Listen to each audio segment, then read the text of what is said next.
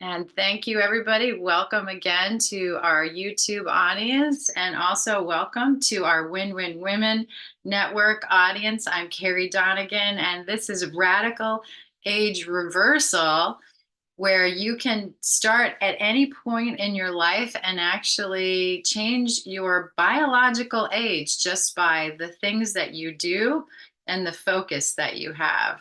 So, we started a new series at the end of January, which is sort of when I like to start and kick off my new year. I go with the lunar calendar more than I go with the Gregorian calendar because it takes me a while to catch up, quite frankly, after the holidays. I love Christmas, and New Year's is just right around the corner, and I need that almost month to really meditate and pray about what it is I want to see happen in my life in the year ahead. And I recommend that you do the same. Don't jump into those New Year's resolutions without plenty of time for contemplation and thought. And it's okay to change direction. In fact, that's one of the reasons why we have quarters and we have seasons, so that, 3 months into something, you can actually take a pause and look back and ask yourself, how am I doing?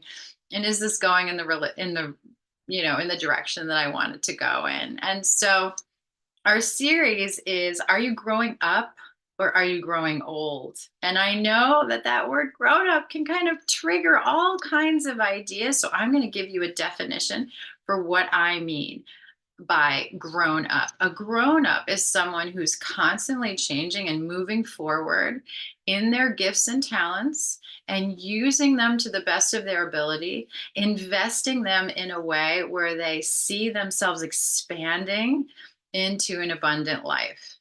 And growing old is the exact opposite of growing up.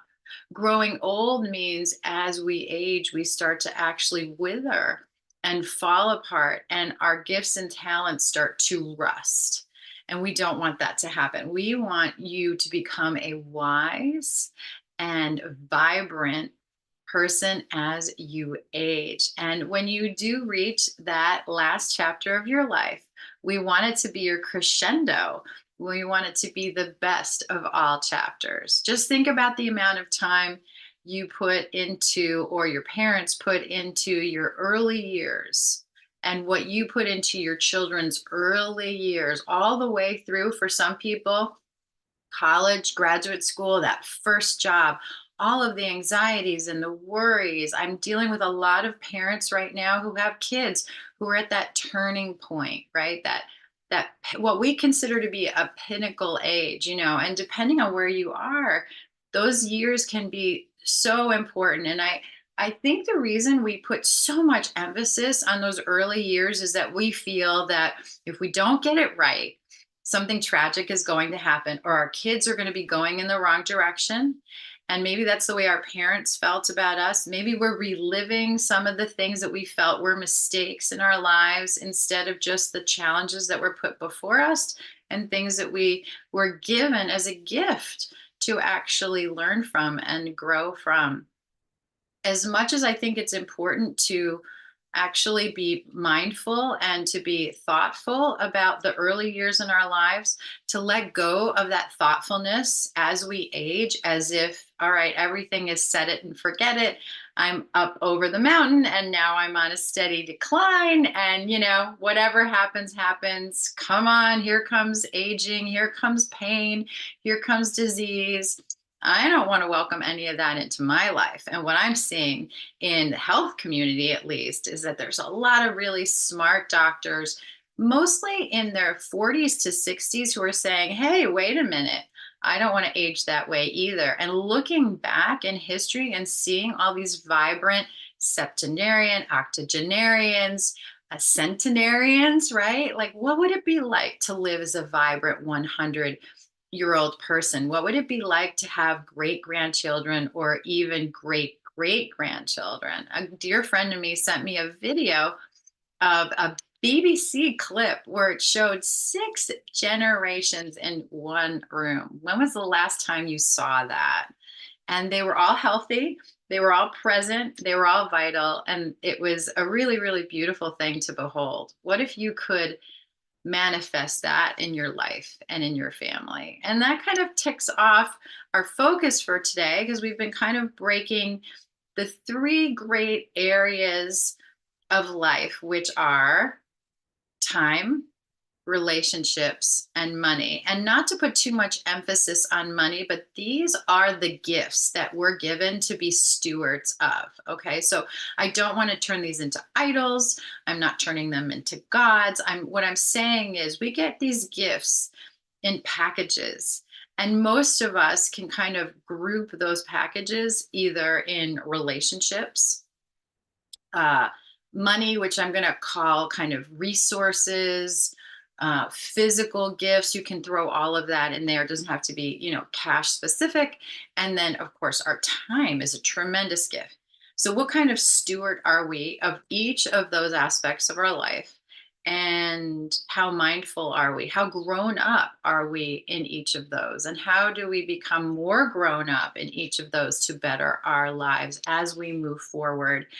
And as we grow into these new years that are not as prescribed as the earlier years of life, right? Nobody's telling you to go to a class or to take, spend time in a certain job or work on a certain promotion. You may be retired at this point, and now you're thinking you have this wide open territory, which I have to say, I know some 55-year-olds that are retired. I know some 60-year-olds are retired. It's absolutely possible now that you could be in literal midlife, which means that everything that has come before, you're still going to have that time ahead of you. You could have 50 to 60 more years, as incredible as that sounds, to create a vibrant life. So, what is that going to look like?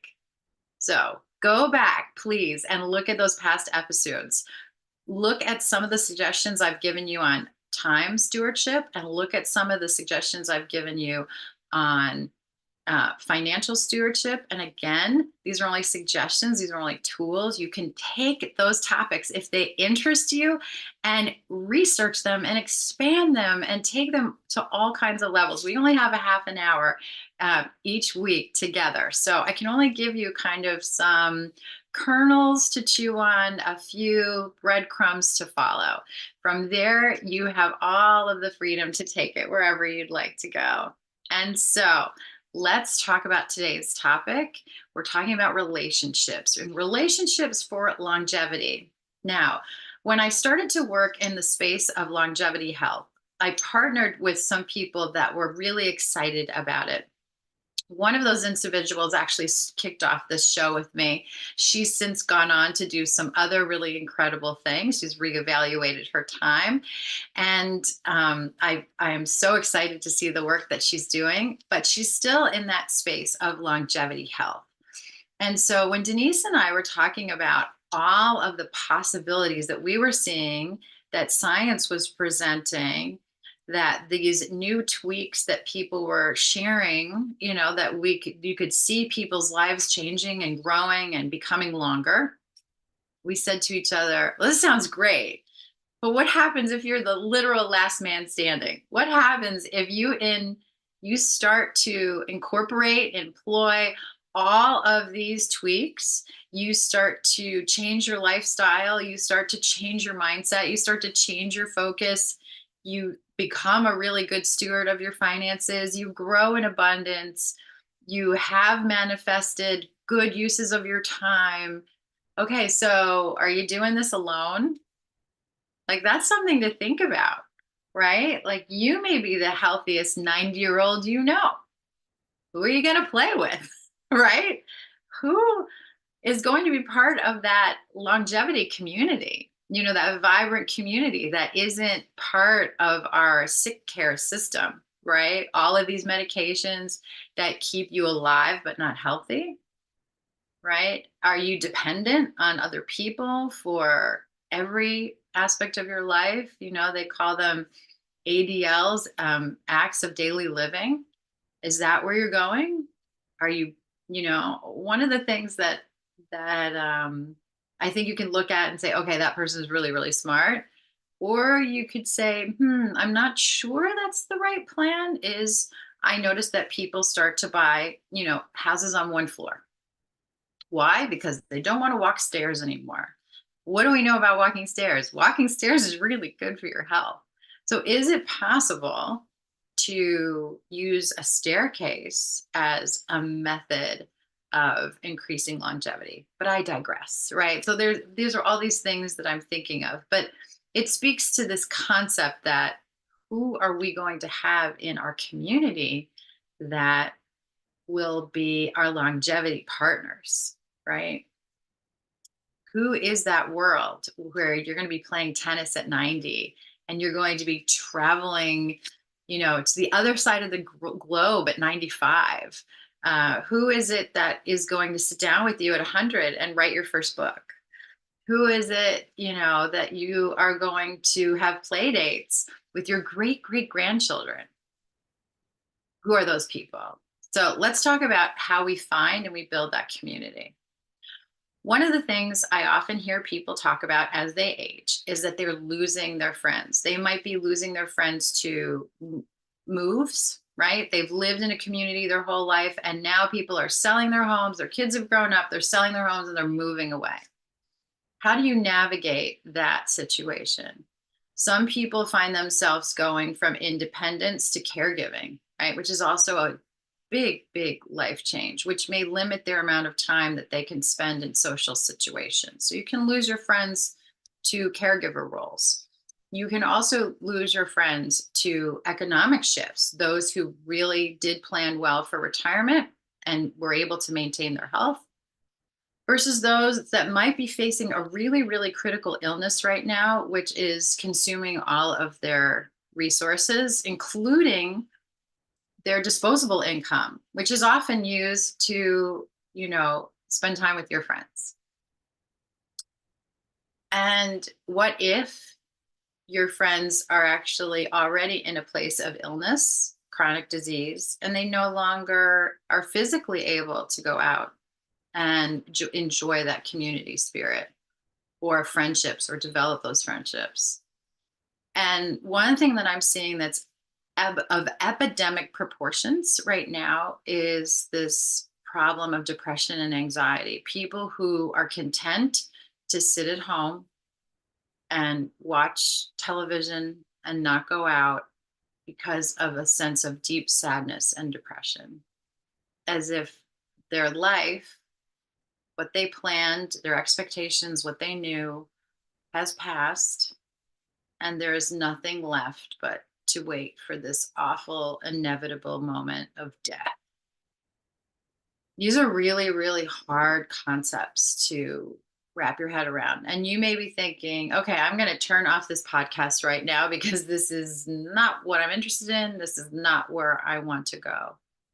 But I will share with you that death comes in many forms. Death can come in its literal sense, where someone dies, or you're about to die, or you think you're about to die, or you're facing your own death. And that's something to wrestle with. Or things die, like losses of jobs or people moving away, like all of these things that we need to grieve and address that sometimes we just put down, right? We're not prepared for them. We don't know how to manage them. So we actually just push them down, push them down, push them down until they bubble up almost like reflux in our throats, burning and causing us so much pain. But we can actually manage those and deal with those if we're willing to build a new sense of community. And this is what I'm calling the longevity community. So I think there are 3 ways to build a longevity community. First and foremost, I would build a longevity community around laughter.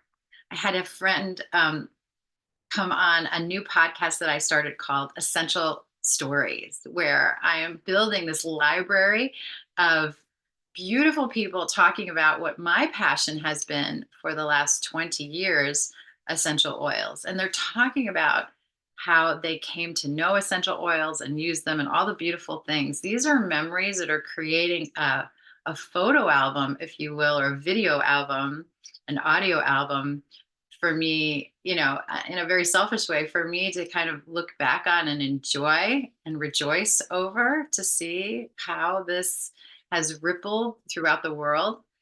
But it's also a chance to kind of revisit and get reignited about something that I'm passionate about. So I'm finding that this was a good choice for me, and this has been so much fun.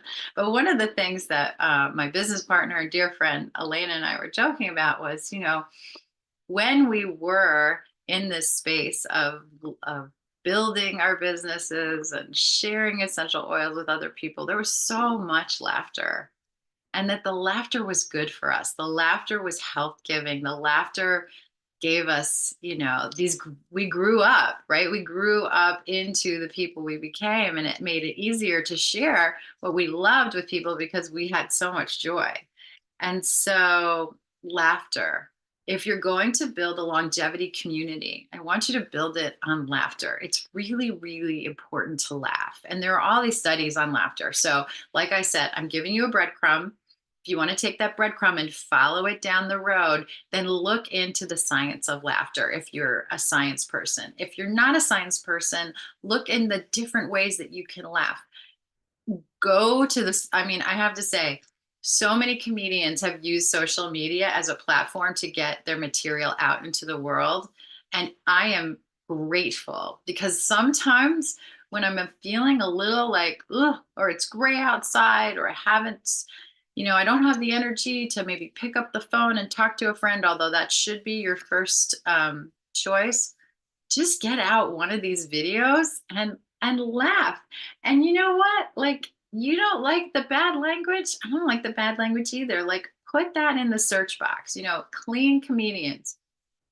Clean comedians who talk about whatever your area of humor is. It like parenting? Is it food? Does it have to do with like women, men, different ethnic backgrounds? There's so many funny things in this world that we do as human beings. And when people have that great talent to share jokes and laughter, my son is super funny.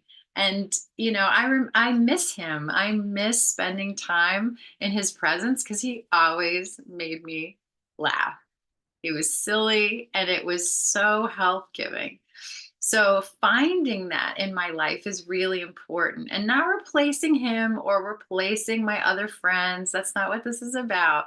It's looking forward and putting together, saying to people, would we like to laugh together? What can we do to laugh together? Maybe if you're someone who's in a book club, you actually pick a book that's a comedy, that is funny. Find a book that when you read, you actually laugh out loud. Do you remember the word guffaw? I love that word. It's a great word. Find something that literally makes you laugh out loud. So that's number one. Find a way to laugh every day. It's so good for longevity. Number two, I want you to know the difference between your sphere of influence and your sphere of interest. Now, I want you to think of these two things through the way your body works in terms of hormone responses. So we know that we get a dopamine hit, right? When, of course, we listen to a comedian, or we watch something funny on TV, or we have a glass of red wine, or we eat like that great piece of chocolate, or whatever your guilty pleasure is, doesn't matter. You get those dopamine hits, right? Those are good ways to get them. We know there's a lot of bad ways to get them. We're not going to talk about those on the show, but one of the things to know is that when we take our energy and we put it out, our bodies really like that. Okay. So when we are a giving person, when we give aid, when we give help, when we give support, our body's hormones that make us feel good actually turn on. Okay. I think the worst thing that ever happened in the world was the selfie, because if we were meant to be looking at ourselves, we would have mirrors in front of our faces and then we would fall on our faces, right? Like, I remember those early days of cell phones, and people were taking videos of people like walking down the street on their cell phone and like tripping over stuff, right? I mean, as funny and not so funny as that is, it really does paint a picture of the way our human, you know, world was set up, the way it was created. We weren't created to have phones in front of our faces.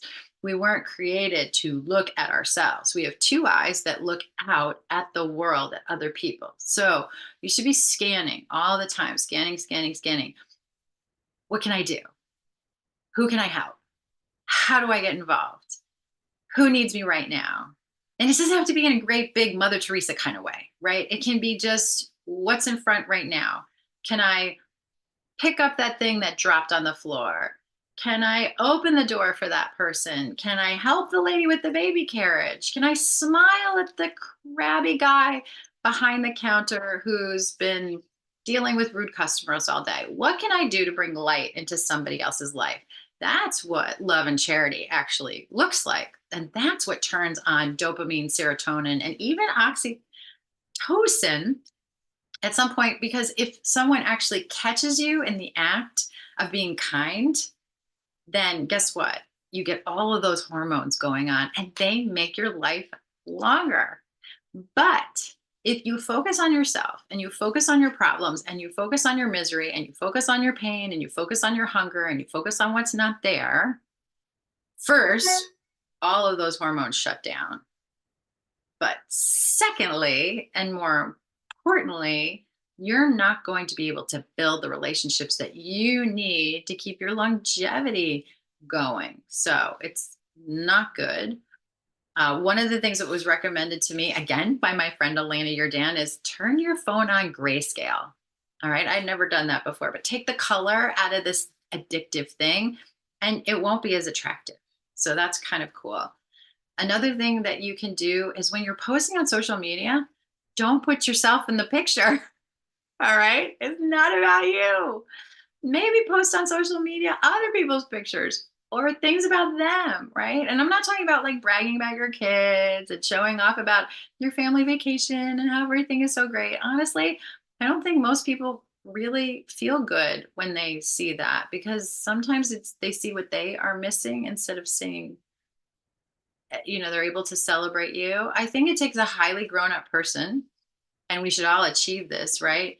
To look at someone who's posting all of that beautiful things on social media and be able to say, I'm so happy for you. That's awesome. This is what I want for your life. I want that vacation. I want that joy. I want that promotion. I want that scholarship for your kid. I want that reward for them. And if you really want to become that person, then spend your time on social media congratulating people for all of the successes that they like to post. All right. And don't be the person posting your success. That takes a grown up. Okay. That takes a grown up, and it can be really hard. It can be really hard, but it's going to change your life. Change the way you use social media. It's going to change your life. Be part of your sphere of influence. You can give positive comments to anybody in your sphere of influence, and that will make their life better. You posting all of your achievements and everything that's great about your life is not influencing anybody. In fact, you might be driving people away. So use social media for good, for love, for charity, for kindness, for contribution, and for relationship building, and see where that takes you. And stop posting about your own stuff. That's not really going to help you in terms of longevity building. We know this from a scientific standpoint. And what happens is if you put that great vacation online and you don't get enough people saying, oh, that looks amazing. You look amazing in your bathing suit. Everything is so great, blah, blah, blah, blah, blah. You start to feel depressed because that's why you put it out there, because you wanted the adulation. But it's going to work in the reverse for you. So just try this. It's a new approach to social media, but I think it's going to be really good for longevity relationships, laughter, and charitable acts towards others, removing yourself. Okay. I know this sounds radical, It's not very modern, but maybe sometimes, I remember, oh gosh, and I'm terrible at names, so please forgive me. And I may think of his name in a minute, but the founder of Alibaba in China, oh my gosh, I feel terrible about this. Anyway, he said something that was so profound, and I've always tried to keep my mind in this space. He said, when other people zig, you zag. And so go for the opening, right? Don't hit everything in the middle of the chaos. Go for the opening. What is open? What's available? What post is out there on social media that your friend put out there that no one said a darn thing about? And, like it, love it, write 2 or 3 sentences about it so that Facebook thinks it's a decent comment, right? Don't use the phrase that they give you. Actually sit down and write your own thing. Maybe write a personal note or a letter to someone, pick up the phone and make a phone call to someone that you haven't talked to in a while. These are all good ways to build longevity relationships. Okay. That is your sphere of influence. That's something that you can actually have an effect on. Now, your sphere of interest is often about yourself, right? My worries, my problems, my fault, my this, always internal. That's bad for your longevity. Okay. All of that's bad for your longevity. You cannot see yourself. So don't look at yourself. Look at the world and let the world look at you, right? Let God take care of you. That's not your job, right? Remember, stay in your lane. I know my friend Elena always telling me, stay in your lane, stay in your lane. Good ways to build longevity relationships. Okay. So get out of your sphere of interests, right? What you want, what you see, what you need. Get into your sphere of influence, what you can give, what you can do, how you can help. And then lastly, because I told you I give you 3 things to build community, right? I want you to be a magnet for your lifestyle. I want your lifestyle to look so good that you're going to draw in other people who want what you want, who have what you have, and not in a materialistic, flashy, shiny way, but the joy that you exude through vitality is a magnet to other people. Okay. I just want to leave you with that today. The joy that you will exude through your longevity will be a magnet to other people. And as a result, those relationships that you need in your 60s, 70s, 80s, 90s, 100, and beyond will be there, not because you search for them in a frantic way, not that you overthought who you were and what you were doing, but that every day you laughed, you cared, and you attracted. All of those things will happen, and you will end up with relationships for longevity and long lasting relationships. I hope this has been helpful. Give me your comments. Tell me I'm crazy. Tell me you disagree. Tell me you love what I had to say. Tell me it's working for you. Whatever it is, I really do want to hear what you have to say, and I appreciate your time. We'll be back next week. We're going to continue the series, Growing Up Instead of Growing Old, and I'll see you next week.